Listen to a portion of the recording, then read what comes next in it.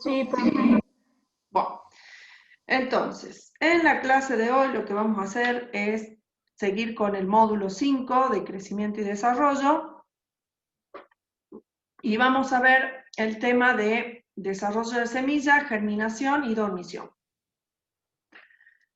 Entonces, la semilla es la estructura que permite la supervivencia y la propagación de plantas, como ustedes saben, y desde un punto de vista botánico, se produce por la maduración de un óvulo, luego de la fecundación, y contiene un embrión, tejidos de reserva y la cubierta protectora o seminal.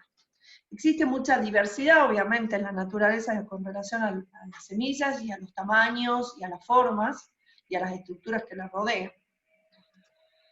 Si repasamos un poquito, y esto les recomiendo que lo vuelvan a revisar de botánica, todo lo que era la parte de gametogénesis.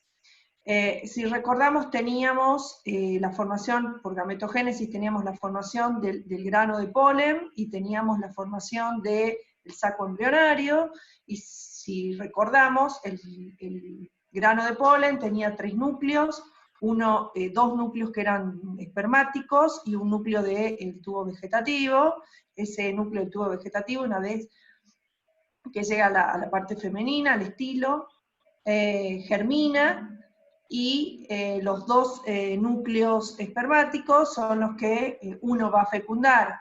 Y dentro del saco embrionario, recuerden, bueno, teníamos las sinérgidas, las células sinérgidas, la ófera, las células medias y las antípodas.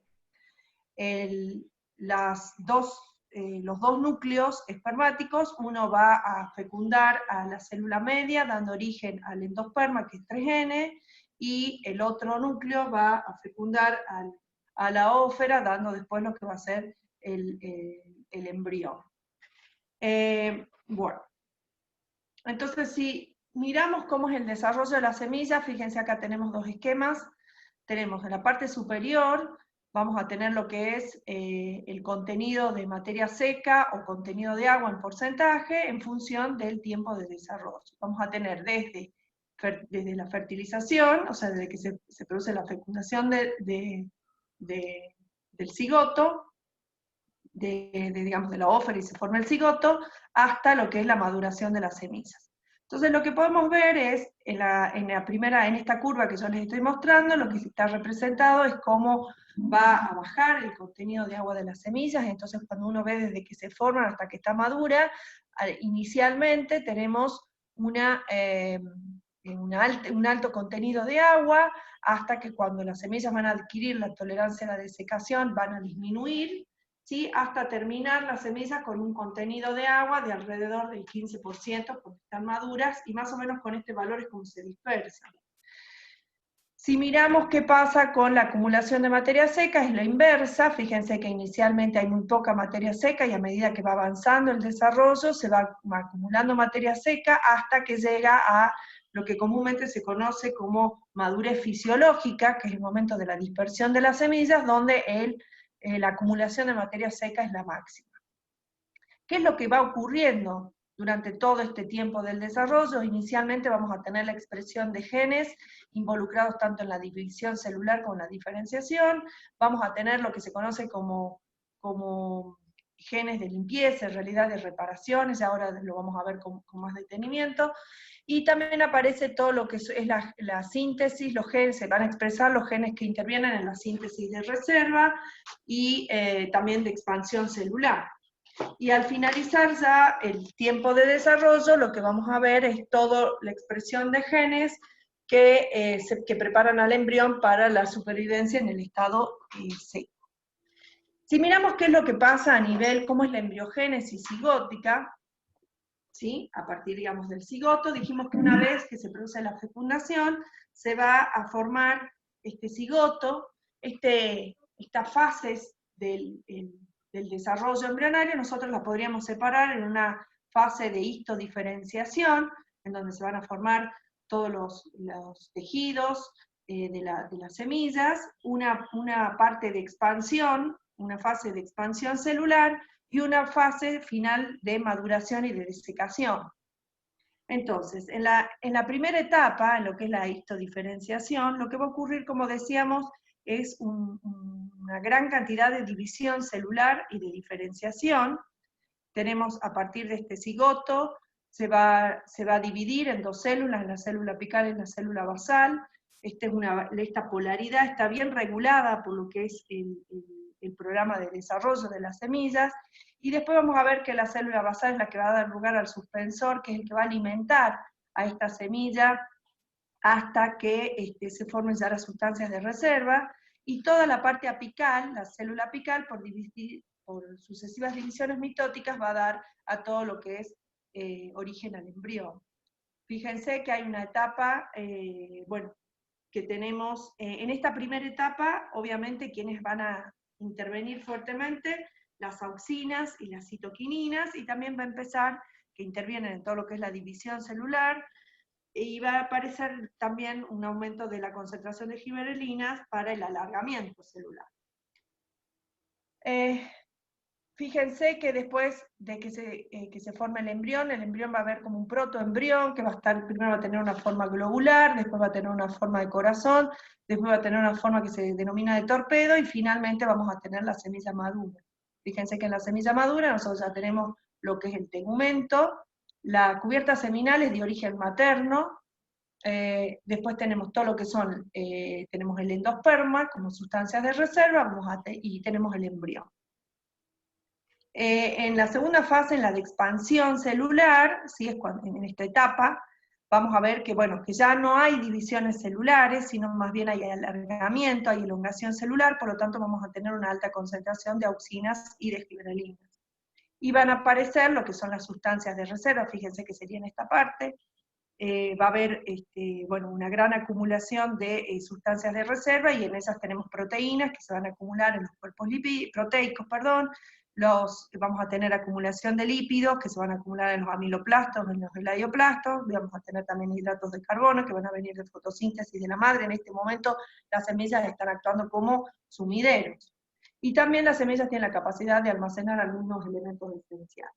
Y finalmente, en la etapa ya de maduración y de desecación, acá cuando ya va a perder el agua, no va a haber más división celular, va a aumentar que la concentración de ácido abscísico, de ABA, y lo que vamos a ver es cómo ese aumento del ácido abscísico va a evitar la viviparidad, es decir, que las semillas germinen todavía cuando están en la planta madre.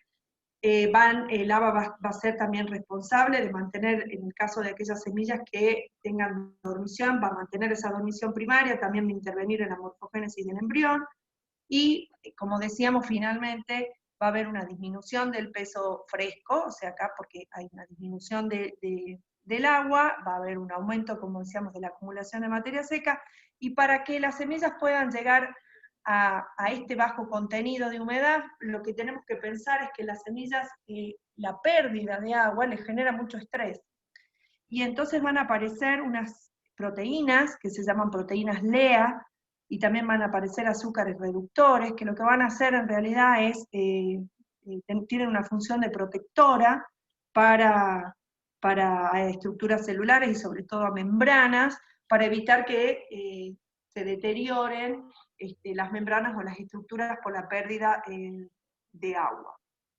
O sea, piensen que al ser un estrés, esta pérdida de agua, van a aparecer también sustancias reactivas en las ROS, van a aparecer cristales, van a aparecer sales que pueden dañar las estructuras celulares, y entonces estas proteínas y los azúcares no reductores son los que van a tener una función de protección. Finalmente, en este momento, ya cuando la semilla está madura, también cuando las semillas están adquiriendo esta tolerancia a ser secadas, digamos, a perder esta cantidad de agua, las semillas, la cubierta seminal se va a endurecer, se van a enriquecer en sustancias como son las ceras, las cutinas, las ligninas, y vamos a ver que hay un tipo de dormición que está asociada a esa impermeabilidad que van a tener estas cubiertas, y finalmente las semillas ya en estado maduro, lo que va a ocurrir es que va a disminuir su metabolismo, se va a frenar y va a llegar a un metabolismo que conocemos como un metabolismo basal, casi imperceptible en las semillas, y al que en las semillas se suele también conocer como que las semillas están en un estado quiescente. Cuando están en un metabolismo muy basal se detienen todos los procesos metabólicos y queda en ese estado hasta que las condiciones ambientales sean las favorables para la germinación. Bueno.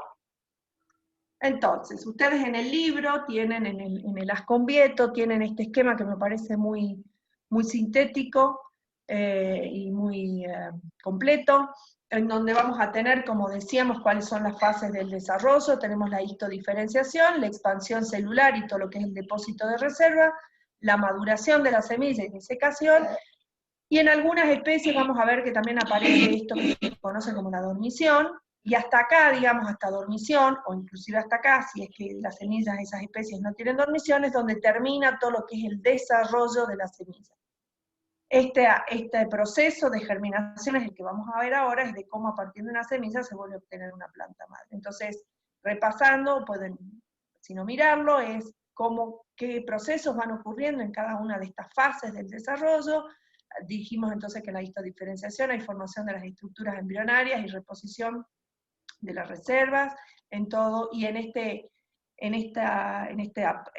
fase van a estar controladas por las giberelinas, citoquininas y auxinas. Después tenemos lo que decíamos que era la expansión celular, o sea, todo el crecimiento del embrión, y empieza el depósito de las reservas, y entonces acá tenemos cómo van a intervenir las giberelinas, las citoquininas y las auxinas, y en el caso de que haya ácido abscísico, lo que van a estar interviniendo este ácido abscísico es en que no ocurra la germinación precoz, que era lo que yo les decía, que por ejemplo en el caso de los cultivos se llama como brotado precosecha, es decir, que las semillas germinan todavía cuando están en la planta madre.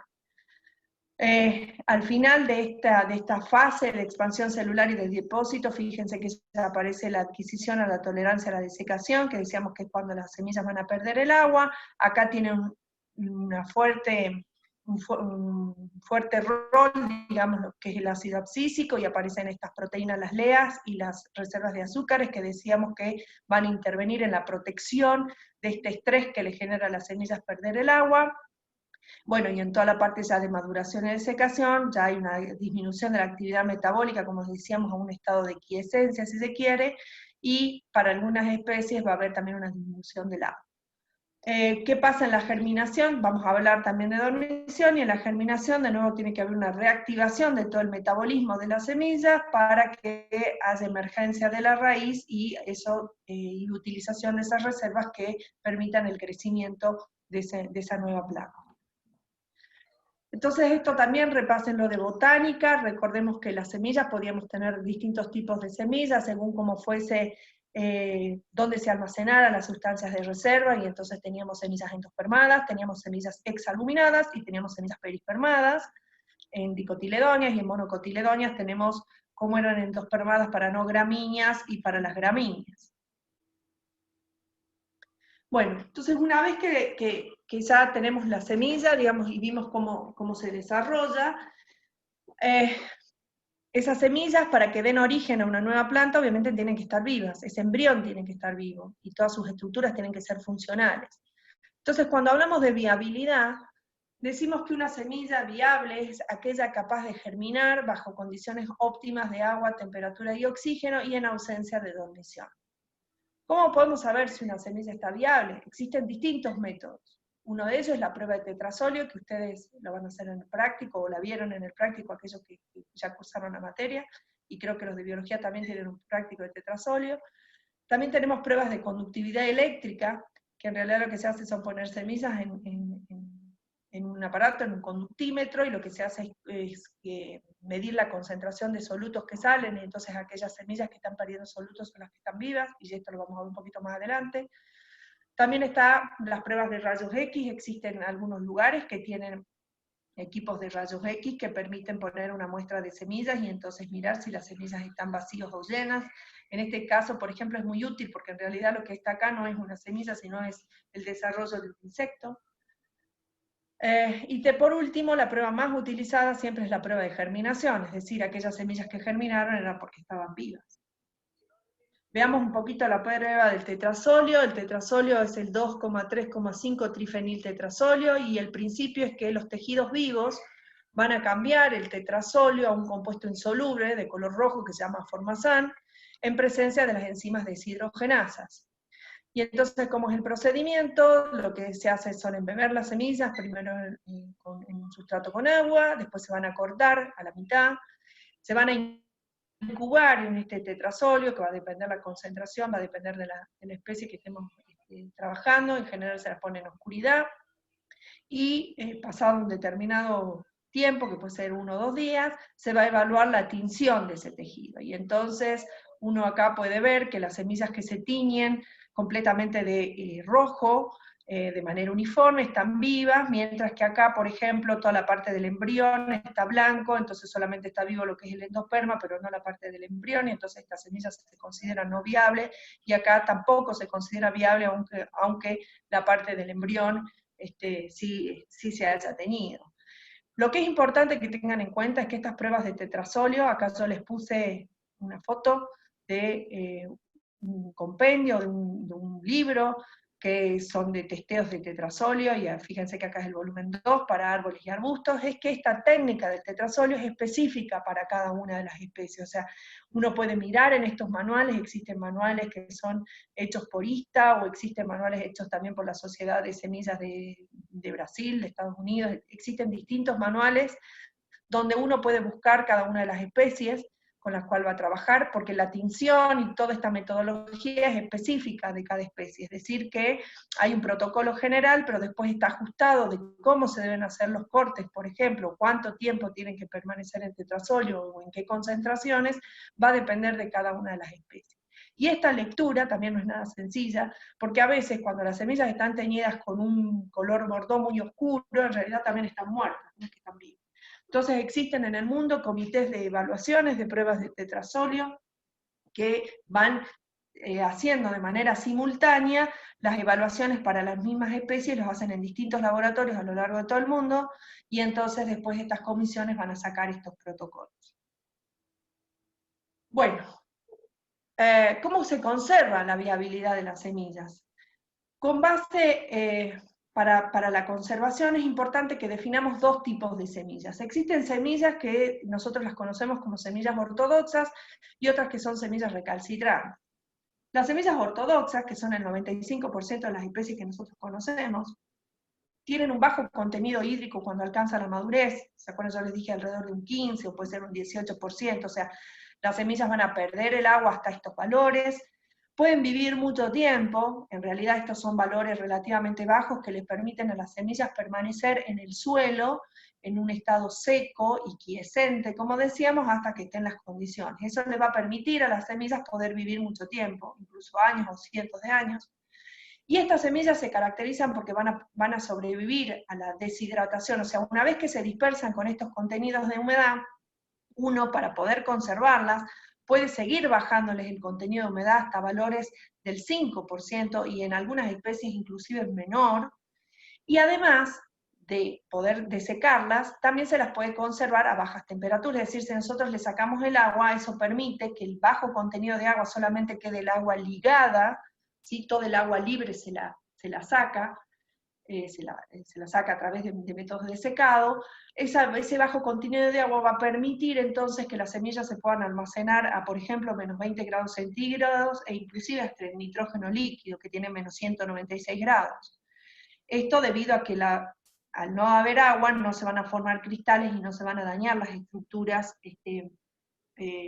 celulares, y además, como recién decíamos, estas semillas tienen la producción de estas proteínas LEA que les va a permitir esta protección, y además de los azúcares no reductores. Entonces estas especies se las conoce como semillas o especies que son tolerantes a la desecación, es decir, que una vez dispersadas uno puede reducirles aún más su contenido de agua, y eso va a permitir conservarlas a muy bajas temperaturas por mucho tiempo. Por el contrario, existen las semillas que son recalcitrantes, que tienen un contenido de humedad relativamente alto cuando alcanza la madurez, son mayores al 20% de contenido de humedad, pueden sobrevivir en realidad poco tiempo, entre semanas y meses, y no van a tolerar ni la desecación, ¿sí? Ni las bajas temperaturas. O sea, no poder secarlas, no poder reducirles el contenido de humedad, si uno las pone a bajas temperaturas, lo que va a ocurrir es que esa agua se va a cristalizar y va a dañar todos los tejidos, por lo tanto las semillas van a terminar muriendo. Entonces estas semillas no toleran la desecación. En general estas especies recalcitrantes son especies de los trópicos. Fíjense que está la palta, el mango, el cacao, el coco, muchas araucarias, también las palmeras. Y entonces son especies que están asociadas muchos a los trópicos, y eso también tiene que ver cuando uno lo mira a nivel de los ambientes donde viven, en los trópicos no hay problemas de precipitación, con lo cual las semillas inmediatamente una vez que se dispersan pueden germinar, mientras que las semillas ortodoxas son muy características de ambientes más secos, de los ambientes subtropicales.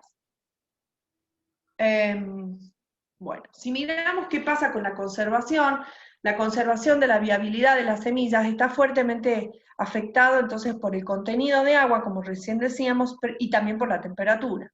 Entonces, si miramos en este gráfico, lo que tenemos es un gráfico de 3 dimensiones, tenemos en el eje de las Y el tiempo que las semillas pueden permanecer viables, o la longevidad la definimos como el tiempo que una semilla puede permanecer viva, y fíjense que en los ejes X vamos a tener la temperatura y vamos a tener la humedad relativa de las semillas, el contenido de humedad. ¿Qué es lo que podemos ver? Que en realidad la longevidad va a aumentar a medida que se disminuya la temperatura y que se disminuya el contenido de humedad. Fíjense que es este punto más alto. Mientras que si nosotros aumentamos la temperatura o aumentamos el contenido de humedad de las semillas, va a disminuir la longevidad. Con este principio, que es el principio que tienen todas las semillas ortodoxas, es que las semillas se van a almacenar en los bancos de germoplasma en condiciones de baja temperatura y bajo contenido de humedad, y así las semillas pueden vivir mucho tiempo. Este es un esquema donde muestra como esto es para lechuga, y entonces tenemos la longevidad en una escala logarítmica en función del contenido de agua, y lo que podemos ver en el patrón general es que a medida que aumenta el contenido de agua de las semillas va a disminuir, ¿sí?, la longevidad, como decíamos. Lo que también tenemos representado en esta figura es a distintas temperaturas. Fíjense que la temperatura va de menor temperatura a mayor temperatura, acá tenemos 75 grados, y entonces fíjense cómo también a medida que aumenta la temperatura va a disminuir la longevidad. Entonces la combinación de temperatura y contenido de humedad es la que nos va a permitir poder predecir cómo va a ser, cuánto tiempo van a permanecer vivas las semillas. Fíjense que acá tenemos baja temperatura, ¿sí? Y fíjense, perdón, acá por ejemplo tenemos una mayor temperatura y menor contenido de humedad, y en este caso tenemos una menor temperatura y un mayor contenido. Si nosotros miramos acá, lo que podemos ver es que como la temperatura, lo más importante es el contenido de humedad, ¿sí? Fíjense que en estos puntos tienen una alta longevidad, aun cuando estén a 40 grados, pero tienen menor contenido de humedad comparado, por ejemplo, con estas, por ejemplo, de 65, que aun cuando tenga mayor temperatura, tiene menor contenido de humedad. Entonces, ¿qué es lo que pasa en esta parte? Entonces lo que les tiene que quedar claro es que la longevidad va a estar determinada por una combinación entre el contenido de humedad y la temperatura, pero lo más importante es el contenido de humedad en relación a la temperatura. Después analícenlo bien y cualquier cosa lo ven. ¿Qué es lo que pasa acá? Fíjense que en esta fracción vemos cómo hay un aumento nuevamente de la longevidad, y lo que se ha visto es que cuando las semillas se ponen con altas concentraciones, o sea, con una concentración normal de oxígeno, lo que hay es, ocurren reacciones que van a impedir o van a reparar el deterioro que ocurre por la disminución del contenido de humedad, y entonces esto se ha visto que aumentando el contenido de oxígeno puede haber una reparación de esos daños. Entonces, como recién les decía, donde se conservan las semillas, o sea, las semillas pueden permanecer en el banco de semillas en el suelo cuando son dispersadas, y según cada una de las especies pueden tener mayor o menor longevidad, que eso va a estar asociado a cada una de las especies. Ahora, y también se ha visto que estaría asociado a la presencia de dormición. En el caso de que uno lo quiera conservar artificialmente, o sea, de manera ex situ, como se conoce, las semillas, existen estos bancos de semillas que se dedican a la conservación ex situ de la biodiversidad, en donde en general, fíjense acá, se guardan en frascos, o sea, tienen que ser recipientes herméticos para impedir que las semillas se vuelvan a humedecer una vez que uno las ha secado, y están a muy bajas temperaturas, de menos 20 grados centígrados, acá uno puede entrar, una persona puede estar 5 minutos a esa temperatura, y además entran todos equipados con ropa que les permite poder, o sea, no sufrir el frío. Como decíamos, entonces, los bancos activos en general conservan a 5 grados centígrados, inclusive hasta un contenido de humedad hasta el 7%, y los bancos de largo plazo, o bancos bases que se suelen conocer, conservan las semillas con un contenido de 5% de humedad y a menos 20 grados centígrados.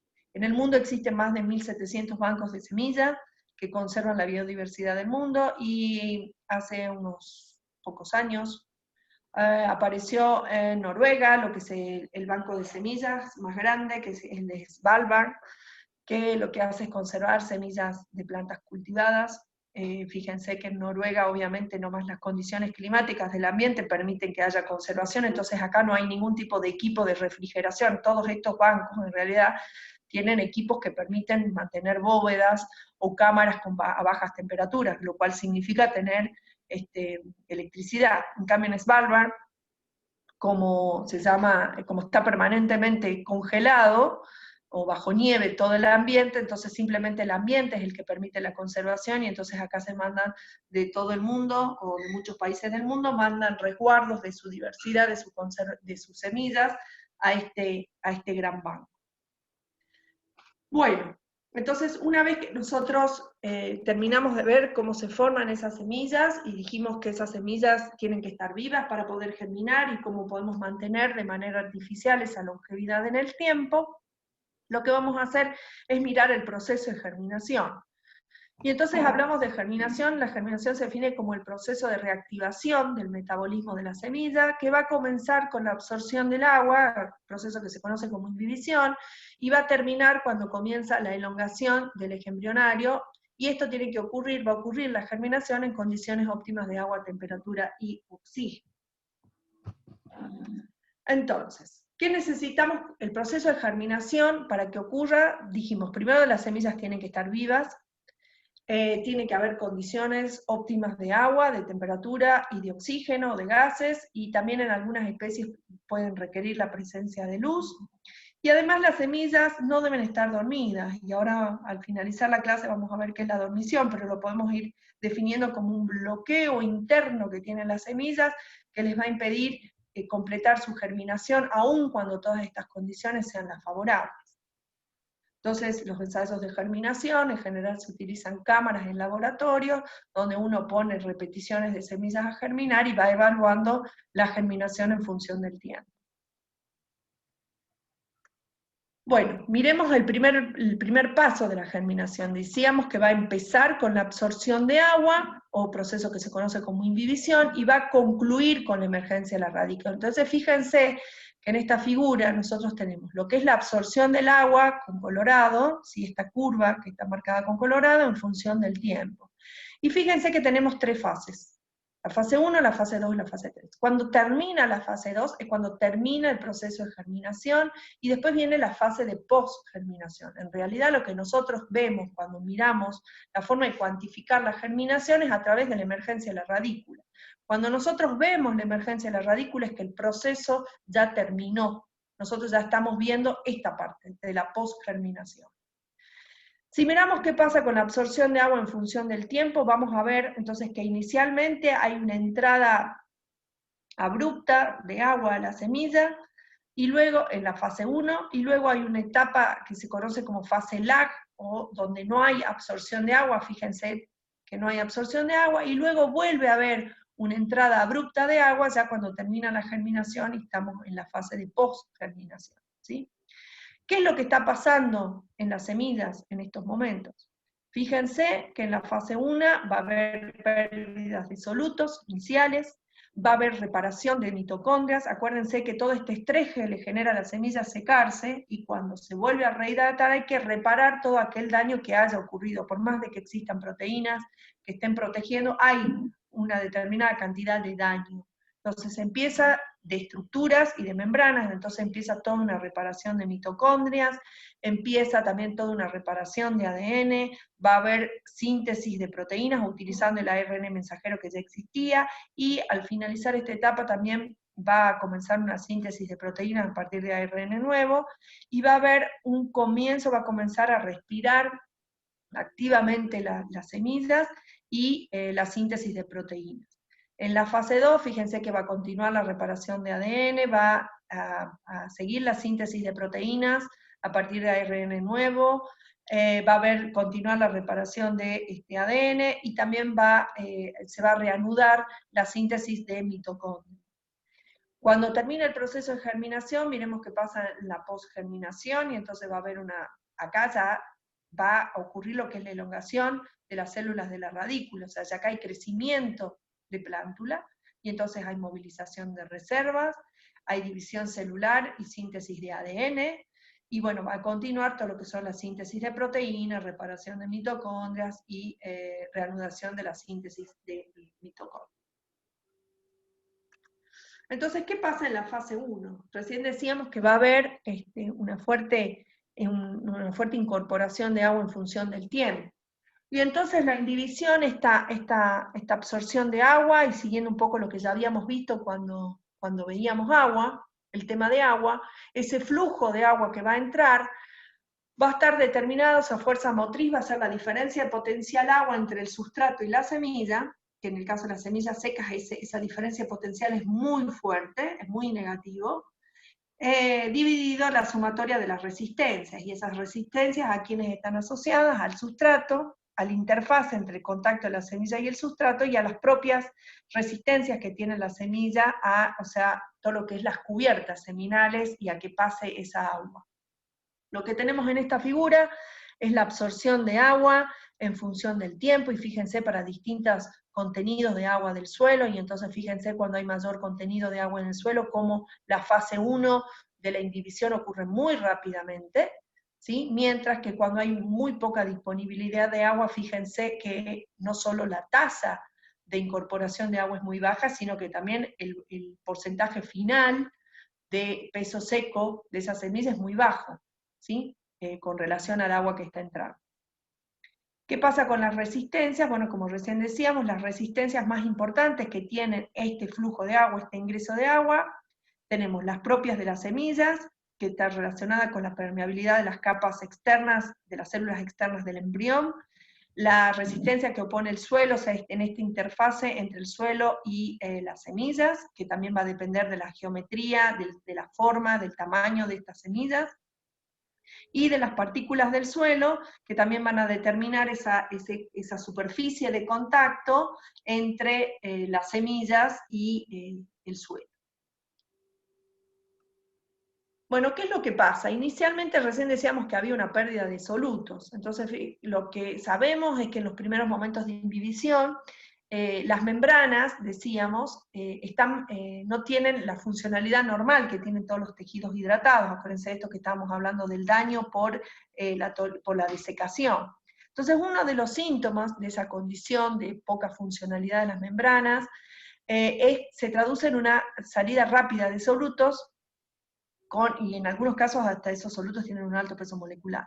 Cuanto más rápido se reorganizan, más probabilidades de una germinación rápida y normal es. O sea, cuando inicialmente dijimos hay una pérdida de estos solutos, fíjense acá lo que tenemos es representada la conductividad de potasio en función del tiempo, y fíjense cómo inicialmente hay una gran pérdida de potasio, hasta que en el tiempo esto se estabiliza. ¿Y qué tiene que ver esta disminución de esta pérdida de potasio? Tiene que ver con la recuperación de la funcionalidad de esas membranas que estaban perdiendo, estaban desestructuradas o poco funcionales.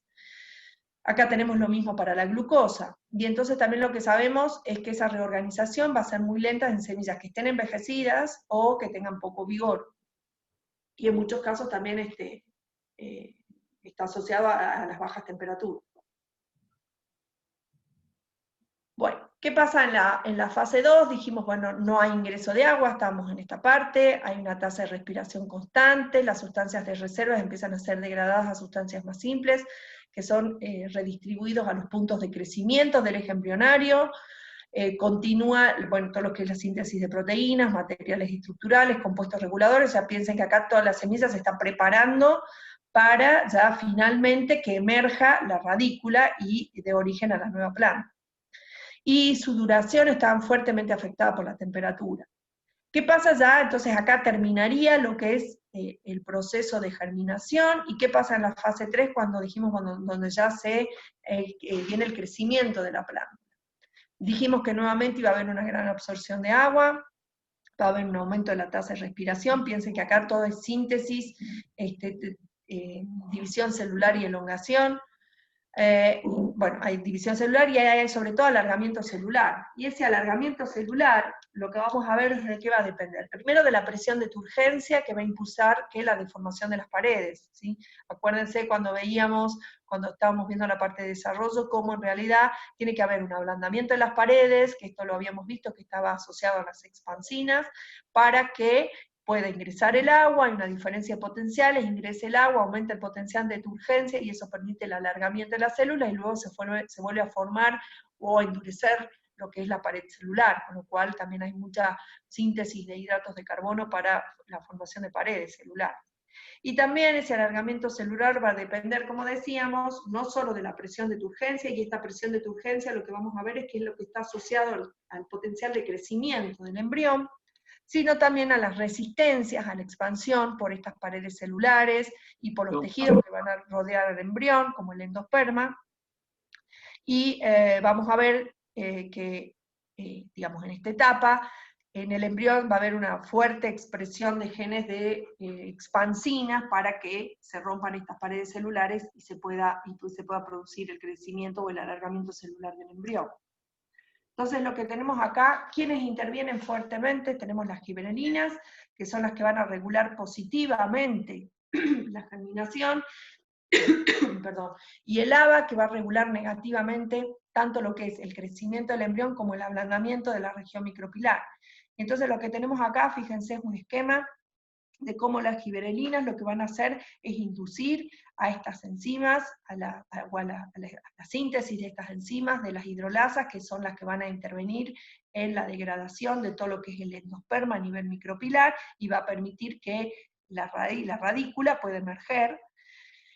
Y también las giberelinas van a actuar, como decíamos, a nivel de lo que es el potencial de crecimiento, mientras que el ABA va a tener un efecto negativo tanto sobre el potencial de crecimiento de la radícula como va a inhibir estas hidrolasas, que son las que van a romper o debilitar esta parte del endosperma. Siempre se habla de un balance, entonces un balance entre giberelinas y ácido abscísico, entonces si el balance entre la capacidad de expansión del embrión y la resistencia, falta una R, que le opone al endosperma micropilar, se modifica, si se modifica a favor de mayor concentración de giberelina, entonces van a estar las condiciones para que se genere el crecimiento embrionario y se va a producir la germinación. Si el balance es a favor del ácido abscísico, va a haber una inhibición de la germinación. Y acá simplemente es un esquema para la Arabidopsis thaliana, que es la especie más estudiada en la vegetación, o sea, a nivel fisiológico, es la especie más estudiada y de la que más se conoce cómo está controlado todos los procesos. Fíjense acá simplemente muestra cómo es la ruptura de la semilla a nivel micropilar, una planta control. Acá a las 35 horas, como ya se ve la emergencia de la radícula, y en este caso es cuando tiene mayor cantidad de ABA, entonces fíjense cómo no hay una salida de la radícula. Bueno, ¿qué tenemos? Ya dijimos entonces cómo ocurre la germinación, o sea, qué es lo que tiene que ir ocurriendo a nivel de la semilla, y entonces sabemos qué factores, o sea, veamos cuáles son los factores o condiciones ambientales que van a regular esa germinación. Dijimos que para que ocurra la germinación, las condiciones tienen que haber agua, tiene que estar la temperatura adecuada, la presencia de oxígeno, y dijimos que en algunas especies también requieren de luz. Y entonces miremos en relación a la disponibilidad de agua, en realidad la germinación ocurre en un amplio rango de contenidos hídricos del suelo, fíjense hasta menos 1.5, que también es el punto de marchitez permanente, en donde ya las semillas ya no pueden reducir más su contenido. En realidad las semillas tienen un contenido este es contenido de humedad del suelo, ¿no? Las semillas tienen un alto contenido, un potencial hídrico muy negativo, que es el que les permite que siempre haya diferencias con el suelo, con el potencial agua del suelo que le permite el ingreso.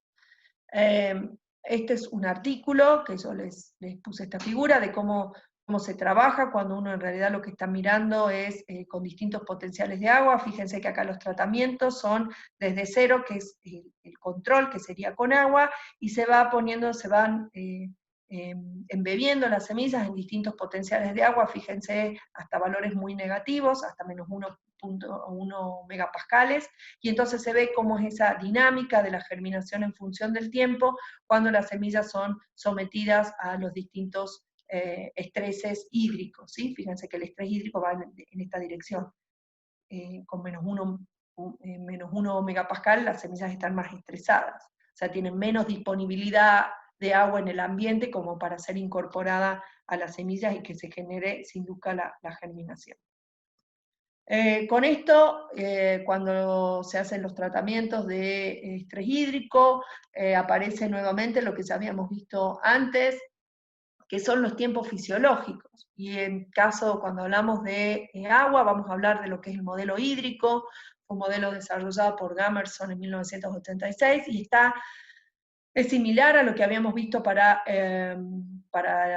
tiempo térmico, y entonces lo que tenemos acá es el tiempo hídrico, que va a ser igual al potencial agua del suelo menos el potencial agua base por el tiempo que demora en germinar. Y fíjense que acá hay una G que lo que nos está diciendo es que uno podría evaluar cómo es la germinación con distintos potenciales agua para distintas fracciones de la población. Es decir, si yo quiero saber cuál es el tiempo hídrico necesario para que germine el 10%, el 50% o el 90% de esa población de semillas. Lo que tenemos que también tener en cuenta es que cuando nosotros trabajamos con semillas estamos hablando de una población de semillas, ¿sí? Son todos individuos potenciales, ¿sí? Que van a dar origen a nuevos individuos, y eso es una población de semillas.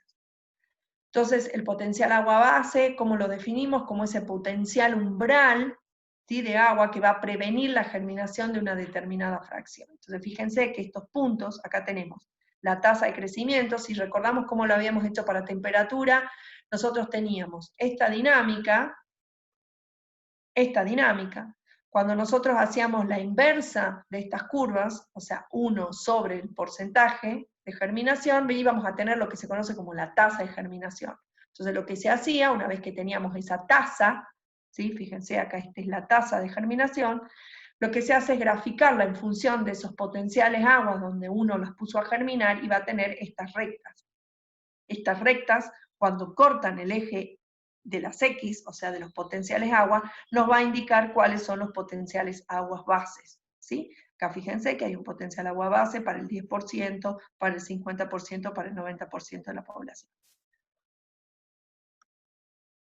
Cuando miramos la temperatura, la germinación vemos que ocurre en un amplio rango de temperaturas, en general para todas las especies, si es que están despiertas, o sea, si no tienen dormición, y la temperatura va a generar tantos cambios en el porcentaje de germinación como en la velocidad de la germinación.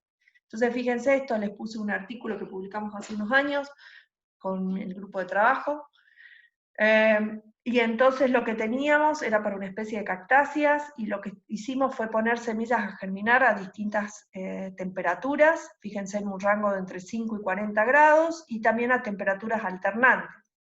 Y entonces lo que vimos era que esta especie, a valores de entre 5 y 10 grados centígrados no germinaba, y la germinación empezaba a registrarse a partir de los 15 grados, y en temperaturas altas empezaba nuevamente a disminuir, mientras que fíjense cómo en temperaturas alternantes más o menos permanecía más o menos constante y alta la germinación. Entonces, con base en lo que también conocemos de esto de los tiempos fisiológicos o tiempo térmico, lo que se hizo fue graficar la tasa de germinación, ¿sí? O sea, 1 sobre el tiempo que demora en germinar el 50% de la germinación, en función de las temperaturas que habíamos usado, con cuadraditos está, con puntitos está para las temperaturas constantes, y acá está para temperaturas, y los cuadraditos está para temperaturas alternantes, y fíjense cómo construimos o podemos identificar cuáles son las temperaturas cardinales. Recuerden que habíamos dicho que las temperaturas cardinales eran la temperatura base, la óptima y la máxima, en la cual ocurre el proceso de germinación. O sea, la germinación se va a empezar a desencadenar a partir de esta temperatura base, va a tener su óptimo, o sea, la mayor tasa de germinación con el mayor porcentaje en la temperatura óptima, para luego disminuir hasta un valor donde es la temperatura máxima, donde ya no se registra el proceso de germinación. Bueno, y entonces acá calculamos o estimamos cuáles son estos parámetros: la base, la óptima, la máxima y el tiempo térmico. Recuerden que estos tiempos fisiológicos son los que nos permiten comparar, por ejemplo, qué pasa entre temperaturas constantes y alternantes, o qué pasa entre distintas poblaciones, nos permite independizarnos de la temperatura. Esto, bueno, es lo que recién veníamos hablando, cómo es el tiempo térmico. Acuérdense que el tiempo térmico es igual a la temperatura del ambiente menos la temperatura base por el tiempo que demora en germinar esa fracción de la población. Y entonces, bueno, hay todo fíjense, acá también tenemos cómo se calcula, que es lo que recién yo les mostré con un ejemplo, y cómo a partir de este tiempo térmico nos permite tener un parámetro que nos permite comparar, como les decía, o semillas de distintos orígenes, de distintas procedencias, o distintos experimentos, ¿sí? Bueno, con relación a los gases, en realidad es fundamental el oxígeno, y una reducción en el oxígeno o incremento del dióxido de carbono, vamos a ver que disminuye la germinación. Fíjense que en esta figura tenemos representado el porcentaje de germinación en función del tiempo, acá tenemos con concentración de oxígeno normal, y acá con disminuciones de oxígeno, y entonces fíjense cómo el porcentaje de germinación se ve afectado por la concentración de oxígeno. También, bueno, va a estar limitada la concentración o la cantidad de oxígeno, va a estar limitada por los sustratos, y esto tiene que ver con si están los suelos anegados, o también tiene que ver con la posición en donde esté la semilla, si esos suelos, por ejemplo, están compactados, y cómo esa situación del suelo va a afectar a la disponibilidad entonces de oxígeno. Y bueno, y también se ha visto que gases como el nitrito o el etileno van a intervenir en las salidas de dormición. Dijimos, para algunas especies también aparecía el tema de la luz como requerimiento para germinar, y entonces las semillas sabemos que son sensibles a la intensidad, a la duración y a la calidad de la luz. Todas las respuestas de luz están mediadas por el fitocromo, que es una proteína, el fitocromo, ahora después lo vamos a ver, cómo se sintetiza y cuál es su forma activa, y entonces nosotros podemos clasificar a las semillas como fotoblásticas, positivas, que son aquellas que necesitan luz para germinar, las fotoblásticas neutras o indiferentes o no positivas, o las que no requieren, son semillas que pueden germinar indiferentemente, tanto en luz como en oscuridad, o sea, no requieren luz para germinar, y las negativas, que en realidad se registra mayor porcentaje de germinación en oscuridad que en luz. También se ha visto que la respuesta a la luz va a estar afectada por el tamaño de las semillas, y entonces semillas pequeñas serían las que requieren más luz para germinar, serían fotoblásticas positivas, y que la respuesta a la luz también va a variar con el régimen de temperatura a la cual uno las someta. Este es un artículo que también hicimos hace un par de años, trabajamos con especies de asteráceas, y entonces se clasificaron las semillas. Este fue un estudio que hicimos en Inglaterra, y entonces teníamos semillas de distintos tamaños, semillas de distintas especies y distinto tamaño, y lo que hicimos fue mirar cómo era la germinación. Fíjense, acá está el porcentaje, acá está el tiempo medio de germinación, y acá tenemos un parámetro que es el RLG, que es el que nos permite cuantificar o determinar cuál es esa relación con respecto a la luz. Fíjense que se calcula como el porcentaje de germinación en luz sobre el porcentaje de germinación en luz más en oscuridad.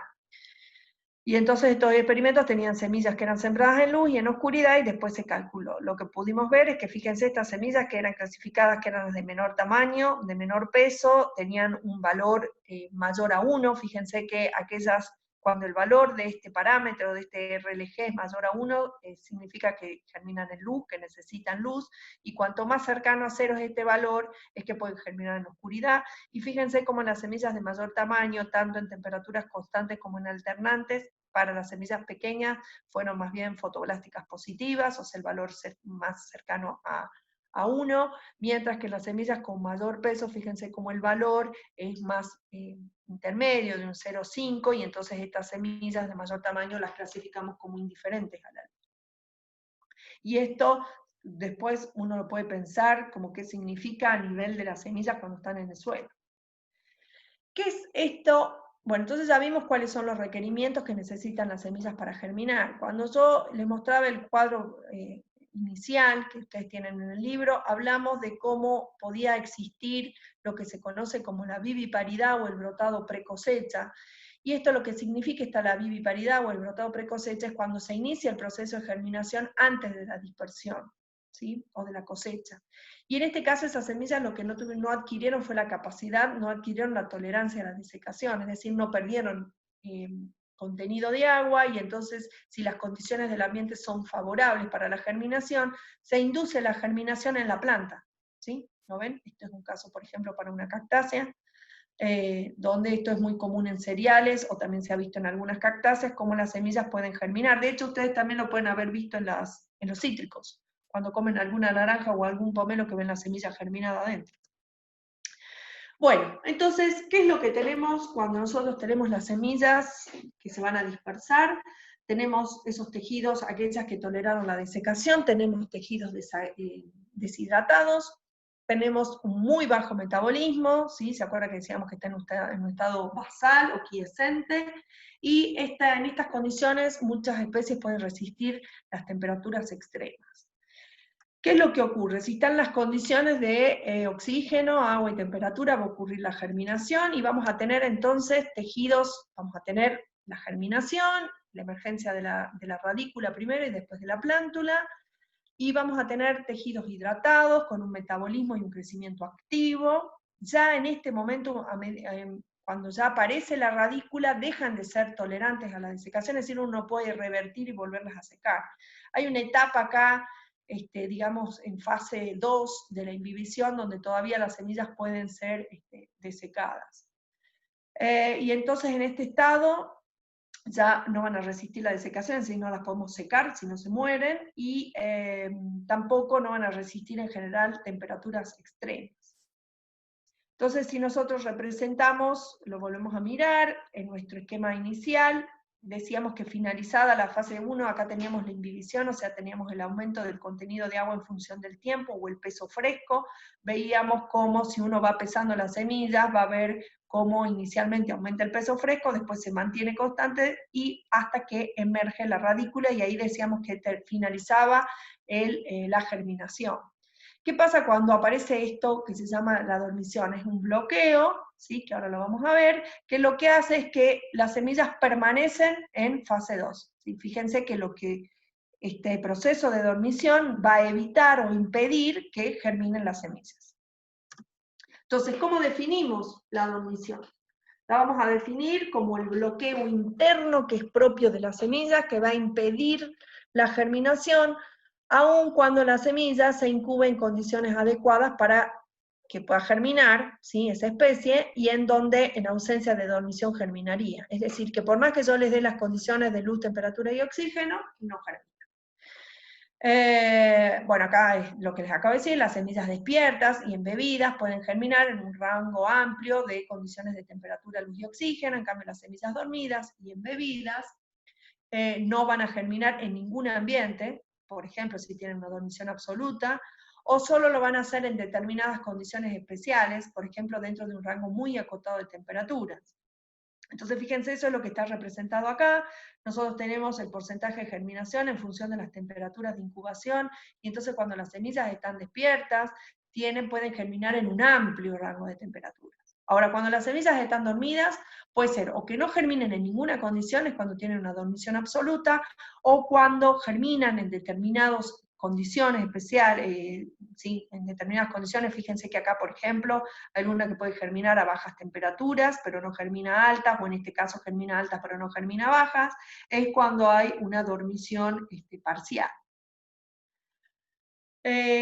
Bueno, entonces lo que se sabe es que a medida que las semillas pasa el tiempo, esa dormición va a ir disminuyendo y este rango de condiciones en las cuales puede germinar va a volver a restablecerse, ¿sí? O sea que con la posmaduración o con el tiempo se van levantando este bloqueo interno y va a permitir que las semillas vuelvan a germinar en un amplio rango de condiciones.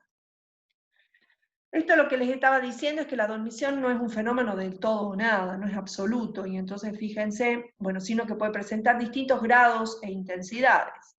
Cuanto más intensa es la dormición, más estrecho es el rango de condiciones que permiten la germinación. Entonces fíjense, eso es lo que está representado acá. Acá tenemos en el eje de las Y, tenemos la temperatura que va en aumento en este sentido, y acá tenemos el tiempo. ¿Qué tenemos representado acá con estas dos curvas? Tenemos los requerimientos, fíjense que la dormición, en esto cuando están dormidas, esta es una dormición absoluta, que con ninguna condición, bajo ninguna condición de temperatura, se registra germinación. ¿Sí? Acá está representado lo que sería la germinación. Fíjense cómo hay todo, en este caso, no importa qué temperatura estén sometidas esas semillas, no van a germinar.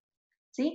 Cuando salen de este estado de dormición, lo que vamos a ver es cómo se va a volver a ampliar ese rango de temperaturas en las cuales puede germinar. Entonces, hay como, lo que nos está indicando es como hay todo un proceso de salida y de entrada de dormición, que es lo que vamos a ver ahora cuando las clasifiquemos. Y en este caso, fíjense cómo hay una dormición relativa, en donde hay un rango de temperaturas, fíjense, en la cual solamente se puede registrar germinación.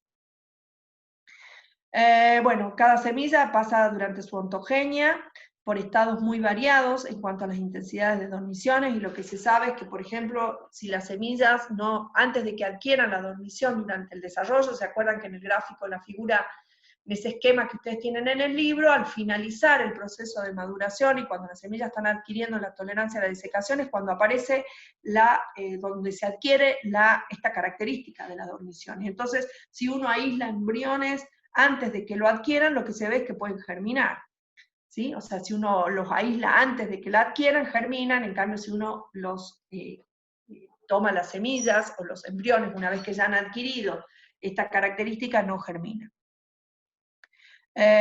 Bueno, esto ya lo vimos, que la dormición lo que va a hacer es impedir la germinación en condiciones que serían favorables para el establecimiento de una plántula, y es eliminada o reducida cuando las semillas perciben la llegada de condiciones favorables. Y esto es muy importante desde el punto de vista ecológico y desde la regeneración de las especies, porque en realidad la dormición es una señal que les permite a las especies, a las semillas de una determinada especie, censar el ambiente en el que están, y lo que tiene que ocurrir es, fíjense, que les permite saber esas condiciones para el establecimiento de una plántula. O sea, para que una especie se perpetúe no es fundamental, o sea, tiene que ocurrir la germinación, pero si ocurre germinación y no hay emergencia de plántula, la especie no se perpetúa, digamos, solamente quedó en el estado de germinación, en el proceso de germinación, y no aparece la plántula. Entonces, lo que le permite entonces a las especies es censar o percibir ese ambiente para que cuando lleguen las condiciones favorables pueda haber establecimiento de plántulas, o sea, no solo germinación, sino establecimiento de plántulas.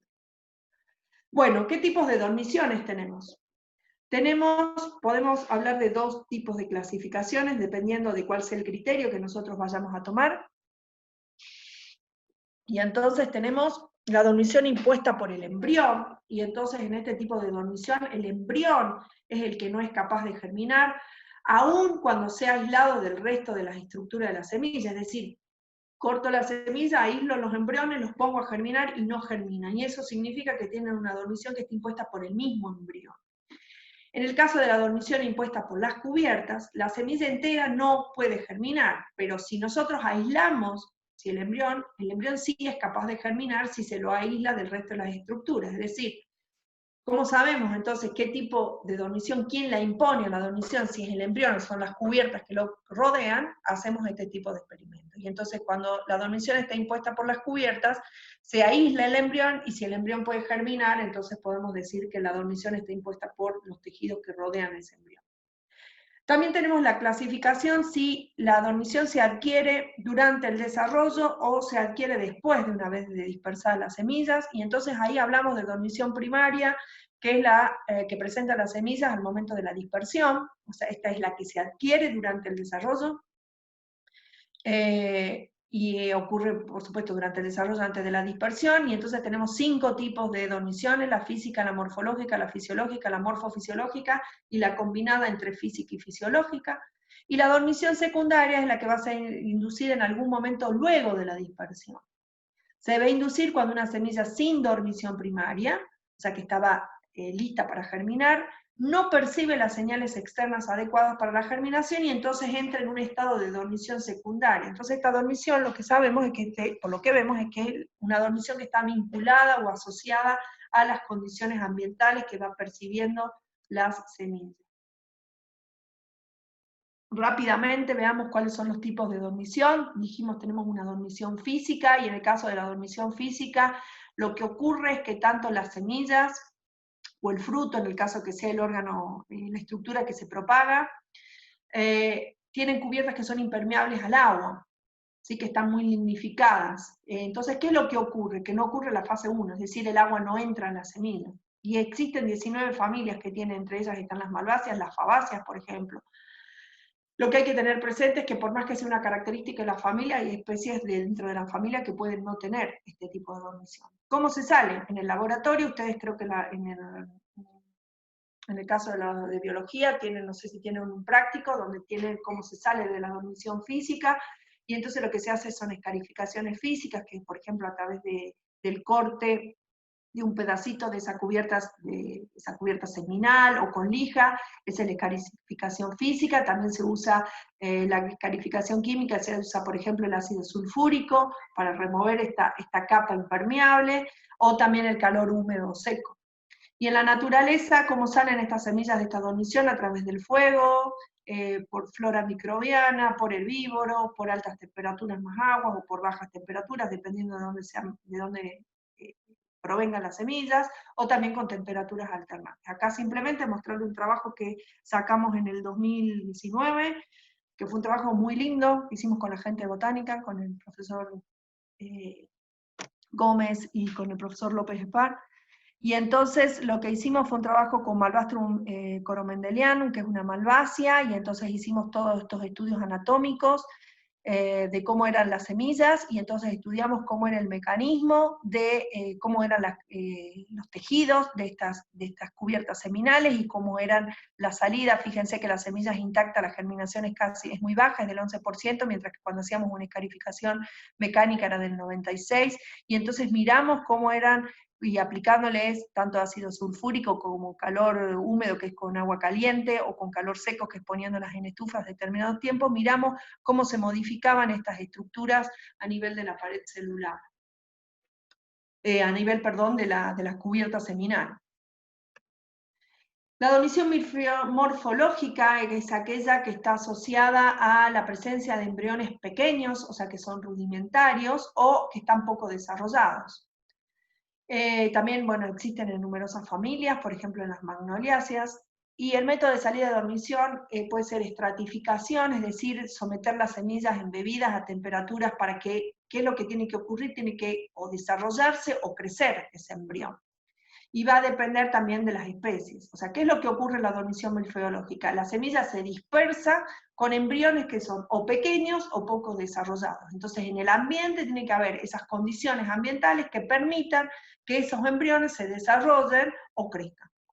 También por la aplicación de hormonas, de gibberelinas o de nitrato de potasio. Y esto les puse un artículo para una magnoliácea donde la sometían, fíjense cómo en las semillas frescas, aún cuando la ponían a temperaturas, fíjense acá, inicialmente la germinación, no había germinación, y tampoco aplicándole nitrato. ¿Por qué? Porque al estar poco desarrollados, ser rudimentarios, necesitan condiciones que primero permitan que las semillas crezcan, que los embriones se desarrollen y recién germinan. Fíjense que las condiciones para que ocurra esto son distintas a los requerimientos por sí que necesitan de temperatura para la germinación. Entonces, bueno, fíjense acá cómo aplicando estratificación primero y después poniendo las temperaturas alternantes se registró germinación, por lo tanto si germinaron es porque creció el embrión.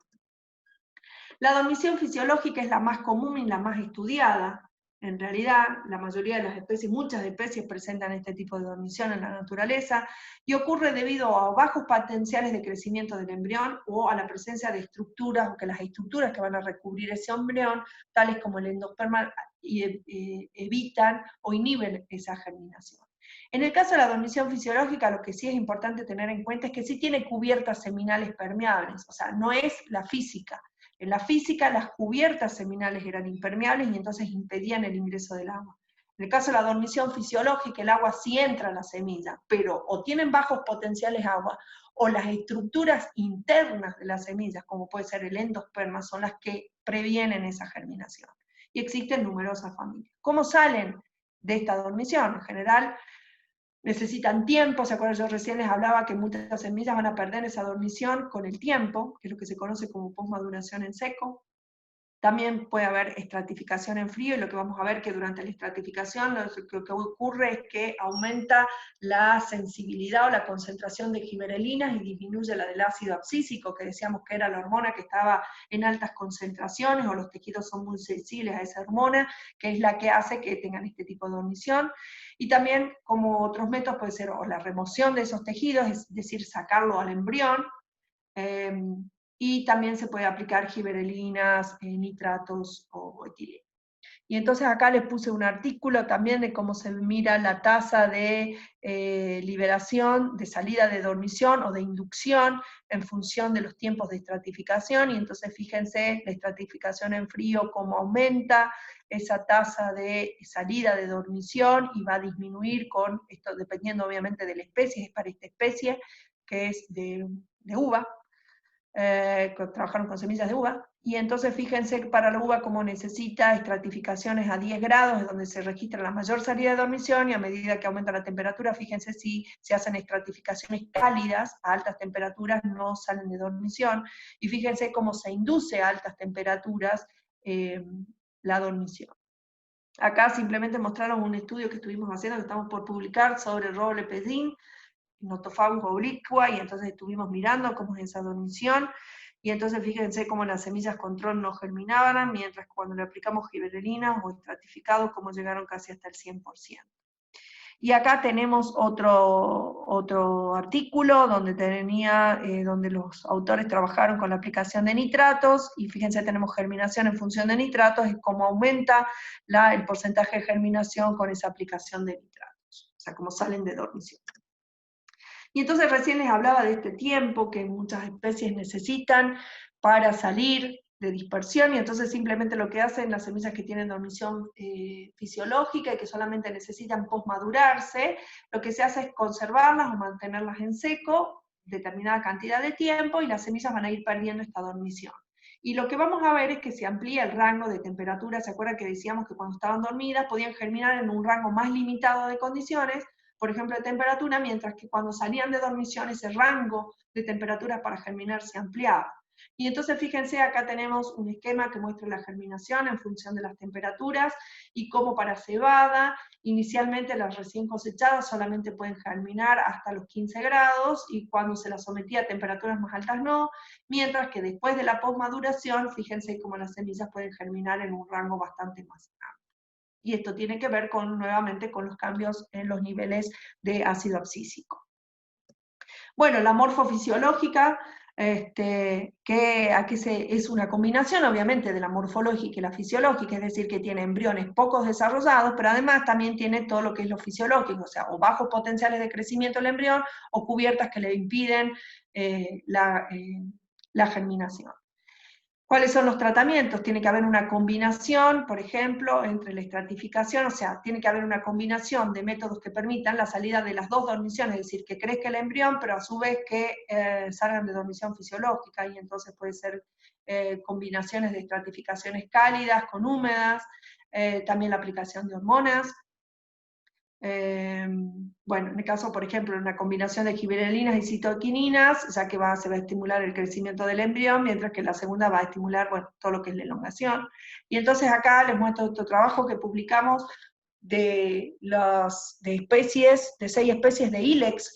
El Ilex paraguariensis es nuestra yerba mate, y entonces también estudiamos cómo es la dormición. Acuérdense que la yerba en realidad se propaga vegetativamente, y entonces nosotros estudiamos la germinación con gente de Misiones, y lo que vimos es que presentaban dormición morfofisiológica, es decir, fíjense acá hay una foto, como inicialmente vemos un embrión que tiene forma de corazón, si vuelven a mirar cómo era esto de la diferenciación, y cómo entonces necesita este embrión crecer, y además tiene una dormición impuesta por las cubiertas, que les impide germinar. Entonces fíjense, después de los tratamientos, cómo vimos que cómo aumentó el crecimiento de ese embrión.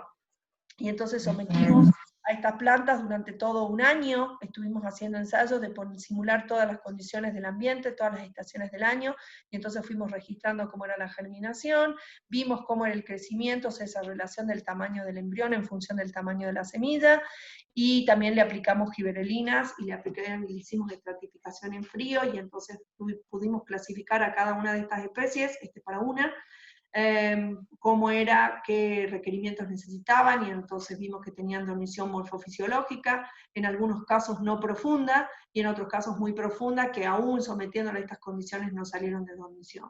Entonces vimos cómo con las condiciones de primavera, o sea, cambiándolas por estaciones, lográbamos que crezca el embrión. Bueno, entonces, si miramos cómo es el control de la dormición a nivel ambiental, tenemos sobre los efectos de los niveles de la hormona, de las hormonas, y entonces dijimos que el ácido abscísico es el que impone y mantiene la dormición, mientras que las gibberelinas son las que rompen la dormición, y que hay un balance entre estas dos hormonas que va a permitir que ocurra o no la germinación. Y como siempre, como definimos, no solo es importante la concentración o los niveles de hormonas, sino también la sensibilidad que tienen a las hormonas, ¿sí? Tanto al ácido abscísico como a la gibberelina. Bueno, miremos, entonces nosotros decíamos que había algunas semillas que con el tiempo simplemente podían salir de dormición, y vemos que hay especies, particularmente por ejemplo de malezas, que lo que ocurre es que con el tiempo vuelven a entrar en dormición, es decir, que aún están despiertas, y si no perciben o sensan las condiciones para germinar, se vuelven a dormir, vuelven a entrar en dormición secundaria, hasta tanto esas condiciones vuelven a ser las favorables para la germinación. Miremos cómo son esos controles. ¿Cómo es el control de la dormición por la temperatura estacional? Entonces, bueno, en muchas especies, determinadas temperaturas, sean medias, máximas o mínimas, causan la entrada o la salida en dormición. Este es un efecto distinto. Siempre tenemos que tener en cuenta que cuando hablamos de dormición secundaria, los efectos de la temperatura o de cualquier factor que nosotros estemos estudiando no es el efecto sobre la germinación, no es el requerimiento en sí para germinación, sino que en este caso están actuando como estimuladores que permiten que las plantas sensen en qué condiciones ambientales están para que pueda ser exitoso el establecimiento de una planta. ¿Sí? O sea, fíjense, la temperatura va a afectar el grado de dormición, pero no es el requerimiento en sí de la temperatura que necesita para germinar. Esta regulación va a hacer que, bueno, que muchas semillas permanezcan dormidas en el campo en las épocas que son desfavorables para las plántulas. Por ejemplo, podría ser en épocas donde no hay disponibilidad hídrica, que las semillas se induzcan a entrar en dormición secundaria porque no están las condiciones para que pueda establecerse una planta. ¿Esto qué hace? Asegura que si las temperaturas, por ejemplo, llegasen a ser favorables para la germinación durante unos pocos días, en medio de una estación desfavorable, la semilla no germine porque está dormida. Es decir, imaginemos alguna condición ambiental donde por pocos días hay alta temperatura, pero las semillas al tener dormición secundaria no germinan. ¿Por qué? Porque si germinaran, o aun cuando tengan las temperaturas adecuadas para que ocurra la germinación, ¿qué es lo que pasa? Esas plántulas, como son poquitos días, las plántulas van a terminar muriendo. Entonces es una estrategia Fíjense, lo que tenemos acá es simplemente mostrarle para dos plantas, para dos especies, una de anual invernal y una estival, en qué momento del año van a salir, cómo va a fluctuar esta dormición que estamos hablando. Entonces acá tenemos el porcentaje de germinación en función del tiempo, acá tenemos las 4 estaciones, fíjense que en realidad es para distintos años, y acá tenemos que está representada en realidad con puntitos más chiquitos, pero está graficada con rojo para que ustedes miren cómo es la dinámica de la temperatura del ambiente. Entonces miremos simplemente para Verónica, para esta especie Verónica, que es una especie anual invernal, y entonces fíjense cómo va a salir de dormición con las altas temperaturas. Mírenla acá, ¿sí? Fíjense cómo cuando hay altas temperaturas, o sea, las temperaturas de verano, ¿sí? O inclusive hasta otoño, van a salir de dormición, ¿sí? Van a tener un mayor porcentaje de germinación, y fíjense cómo cuando empiezan a bajar las temperaturas, esas semillas se vuelven a dormir, pasan en estado de dormición, y nuevamente se vuelven a salir de dormición al siguiente año, y bueno, para las estivales es al revés. Lo que siempre hay que tener presente, y esto es muy importante que tengan en cuenta, que yo les decía que hay que tener siempre en cuenta que estamos hablando de una población de semillas, donde en esa población de semillas vamos a tener mucha variabilidad en cuanto a los estados de dormición. Al ser una población, piensen que va a haber semillas que estén más dormidas y otras semillas que estén más despiertas, y algunas que de hecho no tengan dormición, puede llegar a ser el caso. ¿Y qué es esto? Estos porcentajes de germinación que nosotros registramos acá son para semillas que no estaban dormidas. Estas están dormidas. Estas están bastante más dormidas, estas están menos dormidas y estas están despiertas. Pero es importante tener en cuenta esa variabilidad en el estado de dormición dentro de una población de semillas. También las temperaturas alternantes van a controlar esa entrada o esa salida de la dormición. Entonces vemos que en muchas especies la diferencia entre las temperaturas máximas y mínimas en las que van a estimular la salida de dormición. Este es un efecto distinto al de la temperatura, nuevamente, que son, o sea, si hay especies que necesitan temperaturas alternantes para germinar, no es, eso es el requerimiento que tienen para germinar, pero en este caso las temperaturas alternantes van a estar dando una señal de cómo es el ambiente para que salgan o entren en dormición. Si una semilla, por ejemplo, está enterrada en el suelo, al germinar debe vivir de sus reservas hasta que la plántula pueda empezar a fotosintetizar, a ser heterótrofo, perdón. Autótrofo. Si la posición es muy profunda y la semilla germina, ¿qué es lo que va a pasar? La plántula puede terminar de consumir sus reservas y no llegar y morir en el suelo, digamos, y no llegar a poder empezar a fotosintetizar. Es decir, inicialmente las semillas son heterótrofas, ¿sí? Y después se vuelven autótrofas cuando empiezan a fotosintetizar la plántula, ¿no?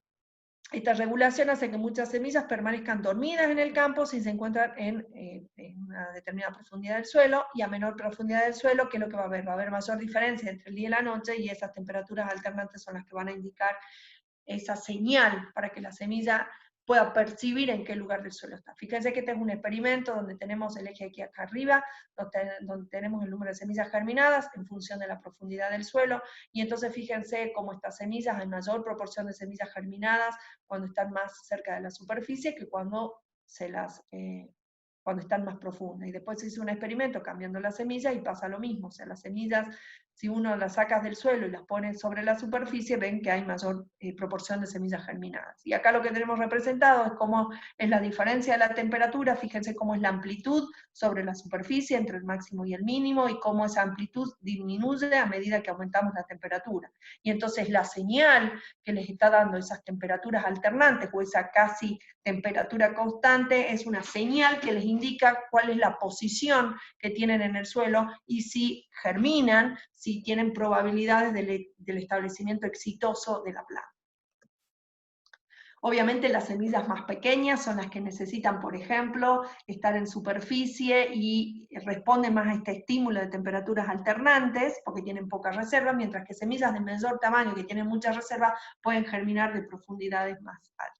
Simplemente acá es mirar también cómo la cobertura del suelo, o sea, no solo la profundidad, sino la cobertura que tenga el suelo, ese dosel vegetal también va a afectar a esta alternancia de temperaturas, y entonces entre el día y la noche, y entonces miren acá cómo tenemos un gráfico donde tenemos el número de plántulas por parcela, en función de la cobertura del suelo. Acá es cuando hay una remoción total de la cobertura del suelo, entonces fíjense cómo hay mayor número de plántulas, mientras que acá es con la cobertura normal, y entonces no hay emergencia de plántulas. Entonces, si una semilla se encuentra en un suelo muy sombreado por plantas vecinas, al germinar esa planta, ahora, por ejemplo, ¿qué puede pasar? Que tenga menos recursos disponibles, por ejemplo, luz, y entonces hay que haya una alta competencia, y entonces eso lleve a, por ejemplo, a que mueran o a que disminuya su crecimiento. Bueno, y acá lo que tenemos también es el efecto, acá lo que están midiendo es para esto, como era el tema de las temperaturas de la máxima, la mínima y la media, cuando tenemos con canopeo y sin canopeo. Entonces fíjense, en este lado, en este extremo, tenemos cuando se remueve todo el canopeo, y entonces cómo es esa diferencia de temperaturas, y cuando tienen el canopeo, cómo las temperaturas máximas, medias y mínimas se vuelven muy semejantes. Bueno, si hay una adecuada alternancia de temperatura, la semilla permanece dormida en el suelo, evitando que las plántulas emerjan, bueno, en condiciones de luz favorable. Bueno, después léanlo a esto, porque si no, no vamos a terminar más. Ven, a ver, en muchas especies, si no hay una adecuada alternancia de temperaturas, las semillas van a permanecer dormidas en el suelo, evitando que la plántula emerja en condiciones de luz favorable. Al ocurrir un disturbio en el dosel, que puede ser, por ejemplo, por pastoreo, o puede ser en el caso de los bosques, cuando se abran los claros, por caída de árboles, por ejemplo, se abren los que se conocen como los gaps, y esos gaps son los que permiten no solo que perciban la luz, sino que también perciban alternancias de temperaturas y sean señales que van a revertir esta dormición. Bueno, ¿qué pasa ahora con la luz? Cómo se controla la dormición por esta relación del rojo-rojo lejano. En muchas especies, las altas relaciones de rojo-rojo lejano van a causar una salida de la dormición. Las hojas del dosel van a absorber casi toda la luz roja que les llega, pero van a reflejar y transmitir en una mayor, en rojo lejano, y entonces, por lo tanto, las semillas sombreadas por doseles vegetales van a recibir una baja relación, o sea, van a recibir más rojo lejano que rojo. Si una semilla se encuentra en un suelo muy sombreado por plantas vecinas, al germinar nuevamente las plántulas, ¿qué es lo que va a ocurrir? Va a haber competencia por luz, y esto nuevamente se va a ver reducido, por ejemplo, la supervivencia, o sea, va a haber mayor mortandad o menor crecimiento. Las bajas relaciones de rojo-rojo lejano mantienen la dormición e impiden la germinación de muchas semillas bajo la sombra de otras plantas. Y si el dosel vegetal es reducido, ¿sí? Por ejemplo, como hablábamos recién, por pastoreo, en un bosque por caída de un árbol, esta relación rojo-rojo lejano va a aumentar, o sea, va a haber más cantidad de rojo, y la dormición se va a reducir. Y entonces, fíjense, acá tenemos un esquemita de lo que estamos hablando, Panambrosia tenuifolia, y fíjense cómo es esta relación del rojo-rojo lejano, y entonces tenemos en un suelo desnudo la relación rojo-rojo lejano es de 1.1, o sea, tenemos mayor cantidad de rojo que llega al suelo. Acá tenemos con un canopeo denso, este es un tratamiento. Este es el suelo desnudo, canopeo denso, canopeo más temperaturas alternantes, y canopeo con un filtro de rojo lejano. Fíjense entonces que la relación es alta, de rojo-rojo lejano, desde mayor a 0.9. Y entonces, ¿qué es lo que vemos? Lo que estamos mirando entonces es la densidad de plántulas para cada uno de estos tratamientos, y entonces vemos cómo la densidad de plántulas es mayor cuando es el suelo desnudo, ¿sí?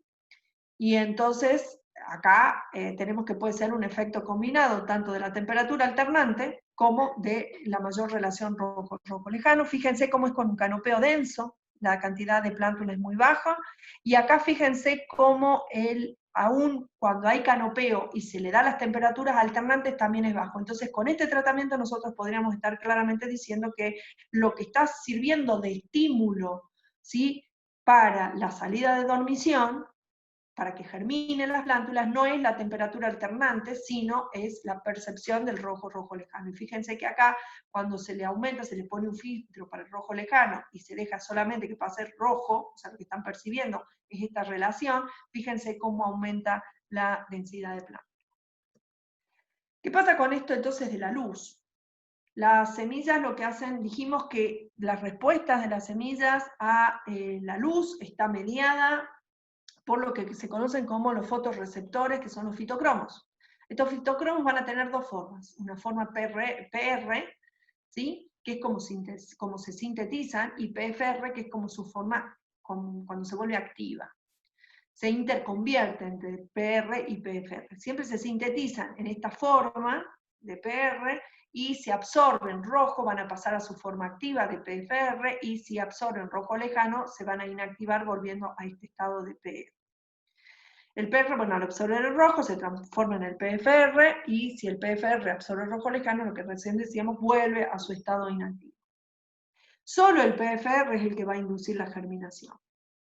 Entonces tenemos distintos modos de acción del PFR, tenemos con bajos flujos de luz, y entonces es cuando las semillas, por ejemplo, se ponen a bajos flujos de luz, ahí cuando perciban pulsos de rojo se va a producir la germinación, y si hay un pulso de rojo lejano se va a inhibir la germinación.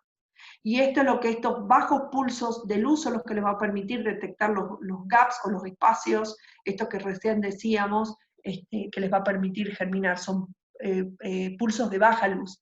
Y también existen las respuestas muy bajos flujos de luz, que es la respuesta BLFR, esta es la LFR, esta es la BLFR, que se posiciona a muy bajos flujos de luz, se va a saturar con bajos niveles de PFR en función del total de P, de fitocromo total. Por ejemplo, es lo que resulta con pulsos saturantes de rojo lejano, y esto es lo que ocurre, ahora lo vamos a ver en un ejemplo, cuando hay labranzas, ¿sí? Cuando las semillas perciben por muy poquitos minutos o segundos la percepción de luz, entonces la respuesta se va a saturar con muy, muy bajos flujos de luz. Bueno, acá simplemente es mostrarle cómo es para lechuga. Es una especie que va a responder a la luz, y entonces fíjense cómo es, acá tenemos los distintos tratamientos, con rojo lejano, fíjense muy poquitas semillas germinadas, esta es en oscuridad, esto es con pulso de rojo más rojo lejano, y este es de rojo lejano primero y luego de rojo, entonces fíjense cómo se revierte. En este caso lo que tenemos es, fíjense, con rojo es como germinan, ¿sí? La forma que está activa el PFR, entonces perciben y germinan. Con PFR, con rojo lejano, no germinan, con oscuridad tampoco. Si uno les da primero rojo y después les da un pulso de rojo lejano, tampoco germinan, o es muy bajita la germinación, mientras que si primero le da un pulso de rojo lejano y después le da un pulso de rojo, miren cómo se revierte y sí germina.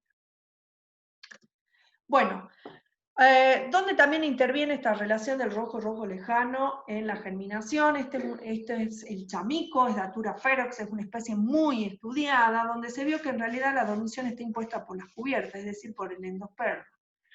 Y entonces, para el caso del chamico, no tendría un problema de potencial de crecimiento, es decir, el embrión tiene el potencial de crecimiento suficiente como para romper todos los tejidos y emerger la radícula.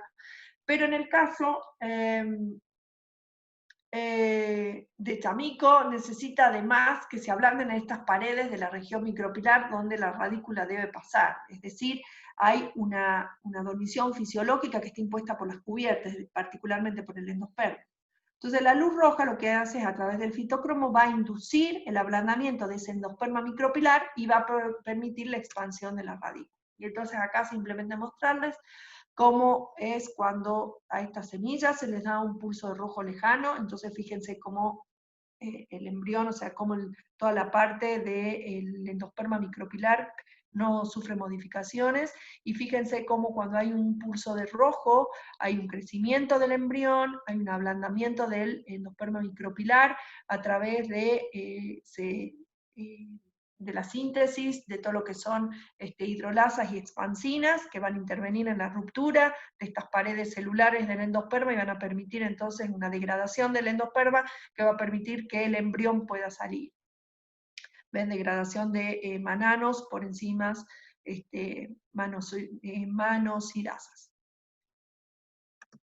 Bueno, yo recién les decía qué pasa con la labranza. ¿Sí? Cuando perciben, decíamos que había una respuesta a muy bajos flujos al BLFR, que es cuando las semillas se saturan, la respuesta se satura con muy poquita intensidad de luz, y eso es lo que pasa con las labranzas. Este es un trabajo que hicieron en en el año 91, donde lo que hicieron fue mirar, estos para Datura también miraron cómo en el campo, veían como cuando aumentaba esta intensidad del flujo, había como un pulso, o sea, bajo flujos no había germinación, no germinaba, y el Datura ferox, el chamico es una maleza, ¿no? Y entonces como cuando percibían un poquito flujo, aumentaba. Entonces, ¿qué hicieron? Un experimento donde lo que hicieron fue simular, y entonces lo que vieron era que con muy poquitos, o sea, cuando las semillas simplemente en la labranza, o sea, las semillas estaban enterradas y no germinan. Sin embargo, lo que veían era que después de la labranza aparecía la germinación, había una fuerte germinación o emergencia de plántula, y eso tenía que estar, y eso estaba dado, lo que ellos comprobaron haciendo estos experimentos, lo que fueron haciendo es simulando y dándoles distintos pulsos de rojo, rojo lejano, y viendo cuál tipo de respuesta era la que tenían, entonces llegaron a la conclusión que era la del BLFR, es que simplemente con la labranza, o sea, cuando pasa el tractor y se levanta el pan de tierra, simplemente esos pequeños instantes que las semillas perciben esa luz son suficientes para inducir la germinación. Bueno, ahí tiene el texto, después leanlo. Bueno, ¿qué es lo que nos queda? 2 diapos finales, una simplemente es para que miremos esto, cómo es la cadena de transducción que opera durante el control de la germinación por la relación rojo-rojo lejano. A ver, déjenme ver, sí, voy a chequear esto.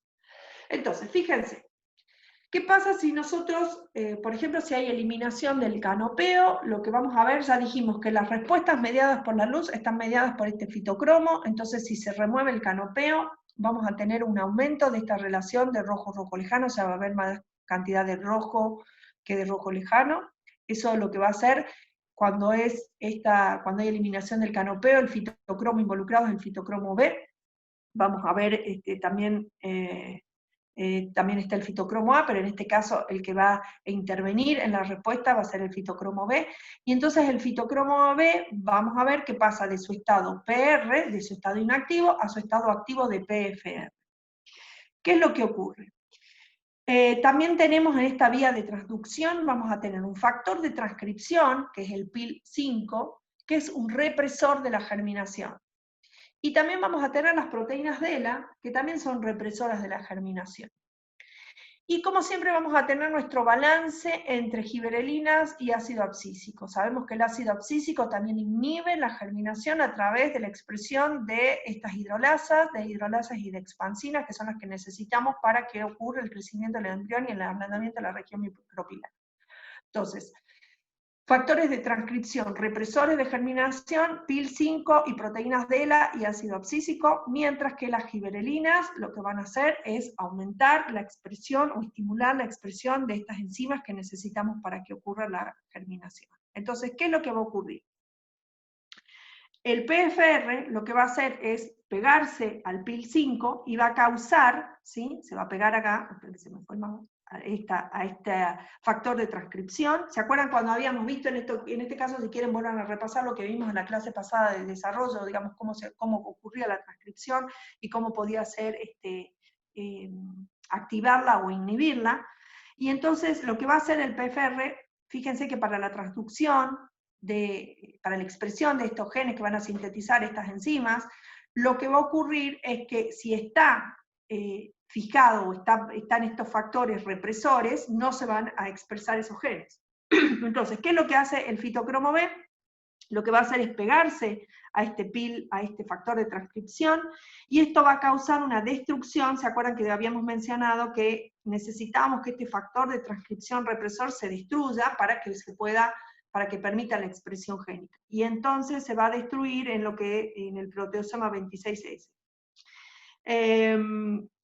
Entonces, este PIL, este factor de transcripción, que es un represor de la germinación, va a actuar favoreciendo que la expresión de las proteínas DELA, y van a impedir la expresión de las enzimas claves de la vía de la síntesis gibberelina. Es decir, a su vez, este PIL también va a actuar a nivel de las proteínas DELA, que sabemos que también son. Entonces, si el fitocromo B se pega, lo que va a hacer es que este factor de transcripción desaparezca y que a su vez que también tiene una acción positiva sobre las proteínas de LEA, también desaparezca, y entonces de esta manera va a permitir la expresión de giberelinas, y estas giberelinas, por lo tanto, de la germinación. ¿Sí? O sea, que se expresen estas hidrolasas, o sea, que se sinteticen estas hidrolasas y estas hispansinas y permitan el crecimiento de la germinación.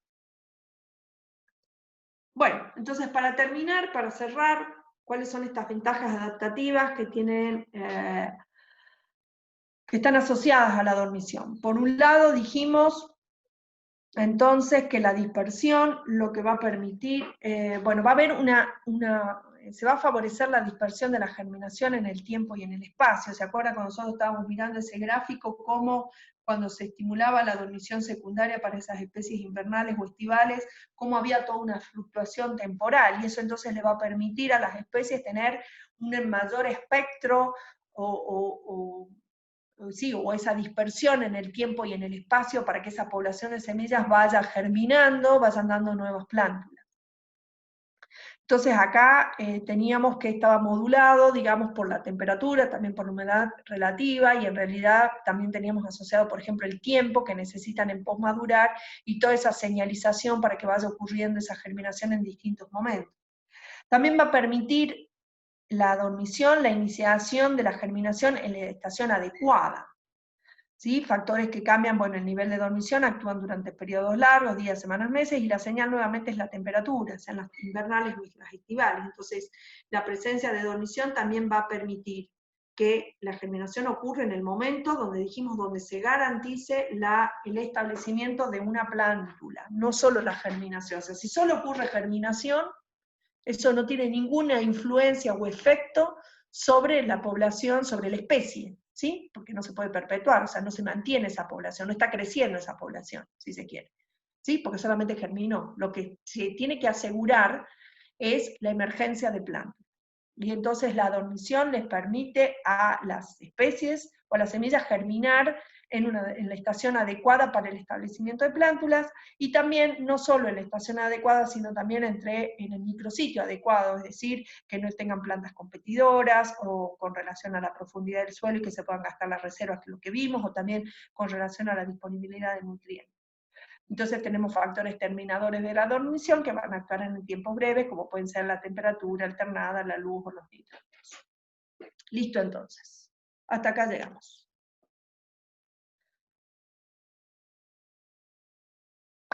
Preguntas. Como verán, este es un tema al que yo me dedico particularmente. Mi línea de investigación es de semillas y es de conservación, así que, bueno, por eso les puse algunos artículos sobre los que venimos trabajando en el grupo. Bueno, preguntas. ¿No? Cris, no sé si tenés algo para decir.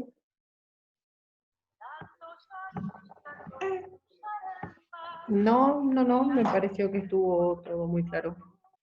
Hay alguien que está escuchando. Lo único que... Manuelita. De Manuelita vivía en Peguajó. Perdón, era yo, que efectivamente mi niñera no vino. Te dije. Sí, Que, mira, el milagro es el milagro, mijita, y encima el COVID está para atrás. Sí, por hecho que ella iba a venir, pero no vino. Así que acá estoy con la criatura. Y Manuelita. Y Manuelita.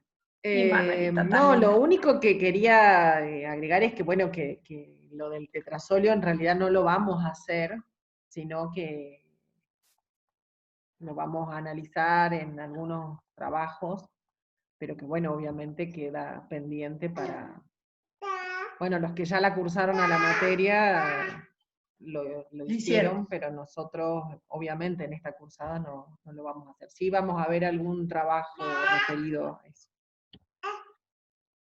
Sí, lo importante que tengan en cuenta con lo del tetrazolio, como yo les decía, es que es muy específico para cada una de las especies. De hecho, yo tengo 3 manuales de tetrazolio. Y trabajé con gente que pertenece a las distintas comisiones de tetrazolio. Entonces no es una técnica tan fácil, digamos, una técnica muy usada y uno lo puede hacer. Lo que sí tiene que tener cuidado, y en general lo que uno hace, siempre buscar algún referente que haya hecho los cursos de tetrazolio, para que pueda leer. Entonces uno a veces hace la técnica, se fija en la especie, si no está la especie, se fija en el género o en la familia, mira cómo es la técnica, hace el tetrasolio y después en general uno saca fotos y manda a algún especialista en tetrasolio que le permite la lectura. Igual ustedes en el práctico deben haber utilizado lo que recursaron, alguna especie que eso puede ser poroto, o puede ser, no sé, la soja, que es la más estudiada para tetrasolio y se tiene muy claro, y entonces pueden haber hecho una evaluación de tetrasolio. Pero lo que a mí me interesa que ustedes sepan es que el tetrasolio no es tampoco tan simple como todo el mundo cree, sino que hay mucha gente en el mundo estudiando y siempre se van sacando los nuevos protocolos para cada una de las especies, y son protocolos que se van ajustando, y la lectura, como yo les decía, no es simplemente ver si está teñido o no.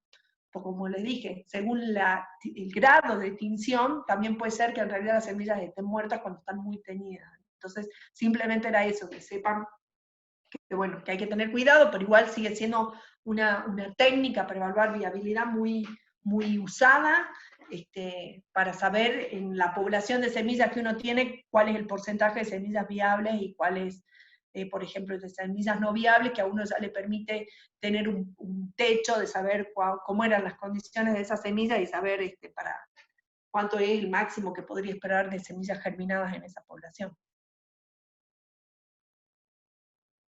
¿Preguntas? Quedaron mudos, secos y lacios. Sí, profe, con respecto a la germinación antes de tiempo. ¿Qué le pasa? ¿Qué es antes de tiempo? ¿Esa te decís al brotado, pre-cosecha? ¿A eso te referís? Sí, no me acuerdo bien cómo se... En realidad lo que le el pasa concepto. a las especies que tienen brotado pre-cosecha no es lo habitual, porque a ver, ¿qué es lo que tenemos que pensar?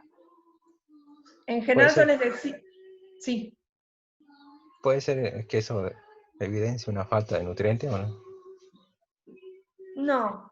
No. El brotado pre-cosecha tiene que ver simplemente con que las semillas no adquirieron la tolerancia a la desecación, es decir, tienen un alto contenido de humedad, todavía cuando están en la planta, tienen mucha agua, y entonces si las condiciones ambientales, por ejemplo, de temperatura son las adecuadas, se germina. Se germina ahí porque tiene la cantidad de agua suficiente como para que germine.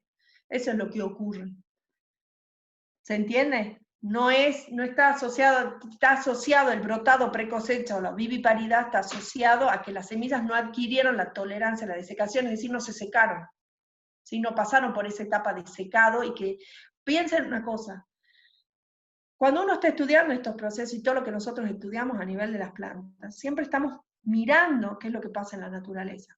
Si nosotros miramos, por ejemplo, nosotros que vivimos en ambientes más templados, las semillas se tienen que dispersar en un estado, ¿sí?, que les permita permanecer en ese estado quiescente hasta que las condiciones del ambiente sean las favorables para el establecimiento de una planta. Si las semillas, como pasa en los trópicos, en ambientes, por ejemplo, con estacionalidad marcada como nosotros, donde las lluvias ocurren en el verano, las semillas que se dispersen en cualquier otra estación del año tienen que permanecer en el suelo en un estado tal, quietas, quiescentes, ¿sí?, o quiescentes sin que les pase nada, o que estén dormidas, sea porque se indujo una dormición secundaria, porque tienen una dormición primaria, pero tienen que permanecer en ese estado hasta que llegue el verano, donde estén las lluvias y puedan germinar. Entonces, ¿cuál es la estrategia que tienen las especies? La adquisición de esa tolerancia a la desecación les permite dispersarse con muy poquito contenido de agua, con un estado metabólico muy basal, que les permite estar en estado basal hasta que las condiciones sean las necesarias. ¿Qué pasa en los trópicos? ¿Por qué las especies recalcitrantes, las que no toleran la desecación y que no la tienen durante el desarrollo? Las semillas recalcitrantes durante su desarrollo no tienen proteínas LEAs, no tienen casi azúcares reductores, o sea, tienen muy poco agua, o sea, no se induce esa tolerancia. ¿Por qué? Porque en los trópicos llueve todos los días y a toda hora. Entonces ellos no tienen, esas especies que viven en esos ambientes no tienen una restricción de agua. Entonces, cuando apenas se dispersan, ya pueden germinar y no es ese el problema. En el caso de las que son tolerantes a la desecación, son de ambientes donde son estacionales, donde las semillas tienen que pasar más tiempo en estado latente, si se quiere, hasta que estén las condiciones, ¿se entiende? Pero la viviparidad o el brotado tiene que ver con eso, que las semillas no se secaron. Están en pie y con mucha agua. Y si se dan las condiciones de germinación, germinan.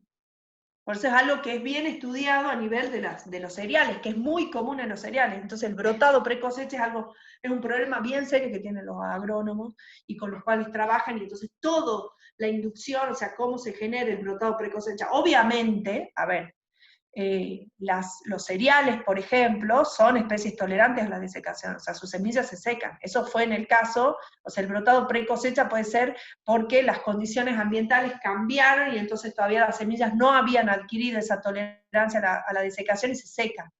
¿Se entiende? O sea, los cereales no es que sean recalcitrantes y entonces todos los cereales se brotan y siempre se brotan, porque si no, entonces ¿cómo cosecharían los agrónomos? ¿Cómo se cosecharían los cereales si ya está germinado?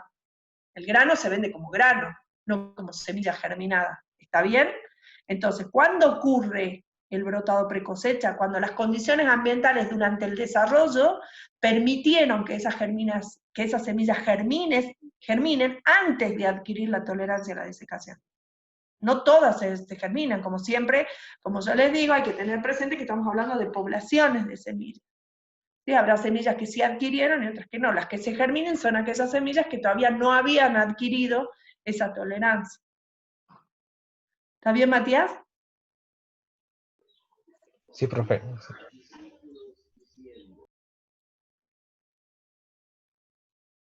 ¿Más preguntas?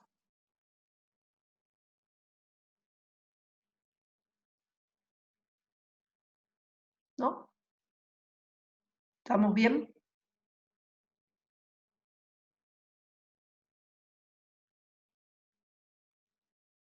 ¿No? Che, Cris, ahí los chicos, si no hay más preguntas, le pregunto otra cosa a Cristina de esto que ustedes me habían comentado a la mañana cuando empezamos, bueno, cuando entramos, que habían tenido problemas con el tema A y el tema B, que eso ya vos le dijiste que no se preocupen. Sí, que no se preocupen. No sé por qué pasó eso, habría que averiguar, ¿no? Porque creo que Nicolás dijo que él empezó a hacer, que a él le tocó el tema B. Sí. Así creo que fue lo que le... Y después creo que le salió que estaba con el A, una cosa así, que casi muere Sí. infartado en la mitad del A evento. muchos les pasó lo mismo, pero no se preocupen que está todo registrado. Claro, yo le dije, mientras ellos hayan hecho el parcial y lo hayan mandado, está todo bien. Pero bueno, tendríamos que averiguar qué es eso, por qué pasa eso, digamos, o sea que, ¿no? Ujú. Que bueno, que estábamos todos en proceso de aprendizaje también y que bueno, que Así es. no era la idea de estresarlos también por eso. Bueno, ¿algo más? ¿O ya estaríamos terminando? Son las 11.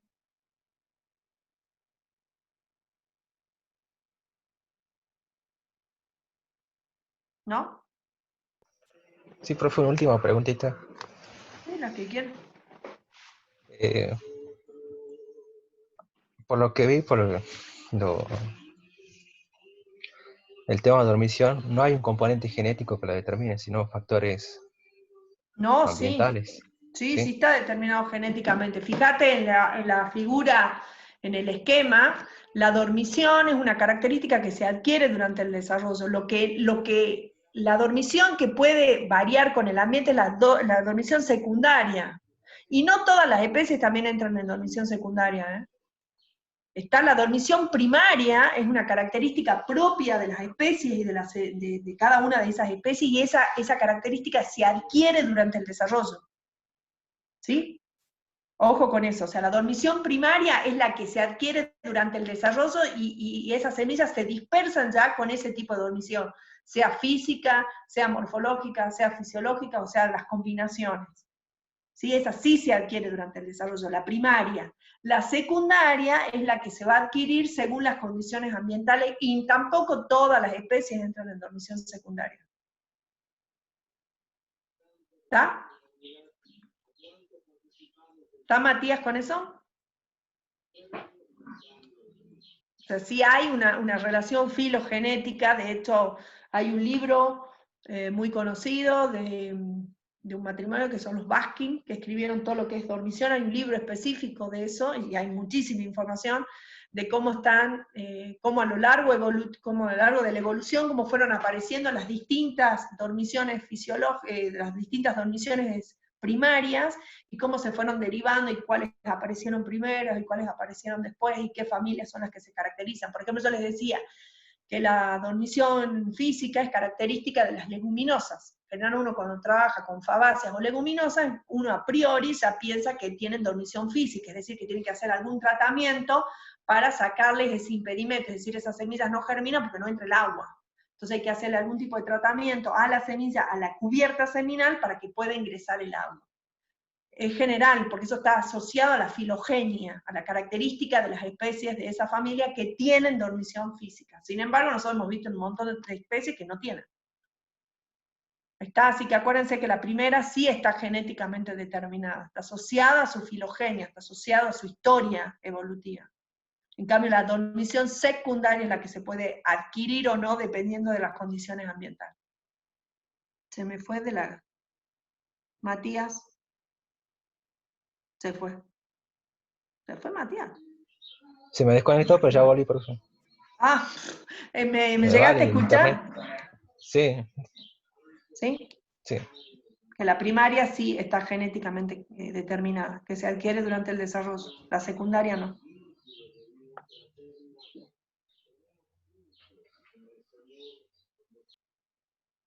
Más preguntillas.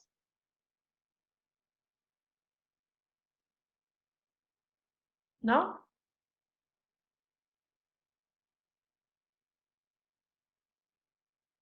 ¿Listo entonces? ¿Damos por terminada la clase?